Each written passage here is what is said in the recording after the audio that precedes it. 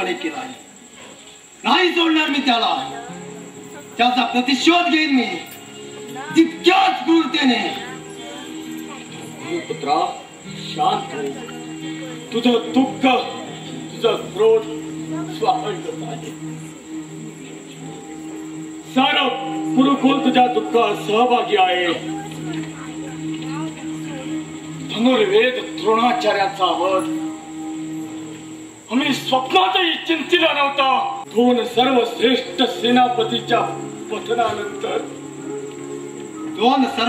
सेनापतीच्या पतनानंतर काय मित्रा, हे युद्ध आता थांबणार नाही.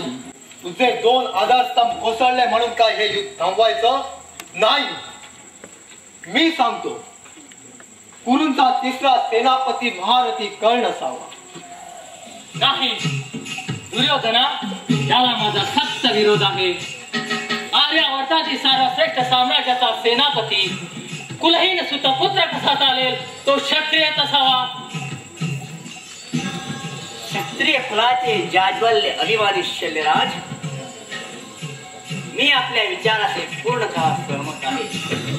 दुर्योधनाला तुझ्या मताचा विचार करावाच लागेल. मामा, राजन, मामाचं बोलणं आपल्याला रुचलेला दिसत नाही. सत्य नेहमीच कट असतं. शालासारख्या पराक्रमी राजांना विसरतोयस तू. मी तेच म्हणतोय शल्यराज. क्षत्रिय श्रेष्ठ शल्यराज, रणांगणावर सामना आहे काळ्या कपटी कृष्णाशी, धनुर्धर अर्जुनाशी. त्यांच्याशी लढताना केवळ क्षत्रियत्व कामाचे नाही, त्यासाठी छातीची जिगर हवी, मनगटात जोर हवा आणि भात्यात बाण हवे. अस्त्रशस्त्रयुक्त बाण. मद्राधिपती, दोन सर्वश्रेष्ठ कौरव सेनापतीचा वध पांडवांनी कपटाने केला हे विसरू नका. फक्त परशुराम शिष्य कर्णच कृष्णा अर्जुनाचा सामना करू शकतो. खरं ना मद्राधिपती? अश्वत्थामन, कर्णाच्या शौर्याबद्दल मी शंकित नाही. तर हे भारतीय युद्ध सेनेचे नायक म्हणून आम्हा राजेश्वरांना हुकूम देण्याचा अधिकार फक्त क्षत्रियालाच आहे, छोट्या पुत्राला नाही. समस्त राजेश्वराचं मनोगत मी व्यक्त केलं. बस, दुर्योधनाला दिलेल्या वचनानुसार कुरु साम्राज्याशी मी एकनिष्ठ राहीन. प्रसंगी ते त्या तऱ्हेने लक्षात ठेवा.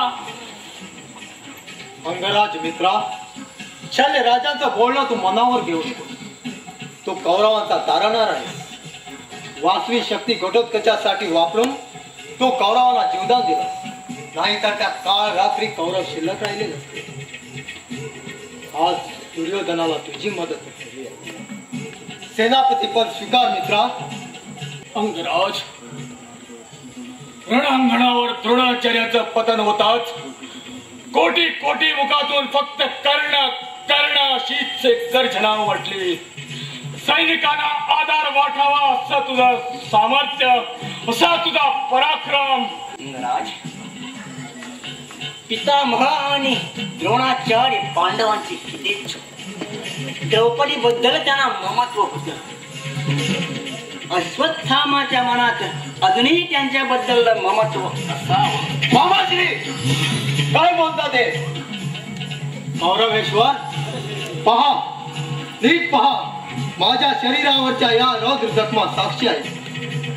सुबलराज, पहा, माझ्या बाबांचा केलेला वध मी कसा विसरेन. अर्जुनाच्या प्रखर बाणापेक्षाही तुमचे वाघबाण मला अधिक जखमी करतायत. गुरुपुत्रा, मामाच्या वतीनं मी आपली क्षमा मागतो. मोठ्या मनानं सारं विसरून जा. मित्र कर्णा, तू काहीच का बोलत नाही? तुझ्या आणि अश्वत्थामासारखे मित्र मिळाला भाग्य लाभतंय. ते भाग्य आज मला लाभलंय. अंगराज, सेनापती पद स्वीकारायला तू तयार आहे ना? नाराज तर नाही ना? नाही मित्रा, तुम्हाला बोलणं ऐकत होतो मी. इतके सुख दुःखात तुमची साथ देण्याची शपथ घेतलेला हा कर्ण पितामह गुरु द्रोणाचार्याने गौरवलेले सेनापती पद भूषवायला आनंदाने तयार आहे. मित्रा, उद्या हा कर्ण रणांगणात तळपताना पाहशील तू. जा, सेनापती पदाच्या अभिषेकाच्या तयारीला लाग. चला बाबा, सेनापतीच्या तयारीला लावूया.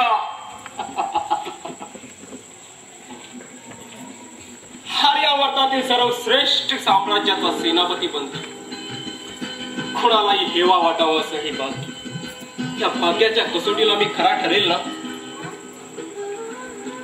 कुरुक्षेत्रावरील रणकुंडासारखेच माझे हे जीवनही एक दत्तक रणकुंडच आहे.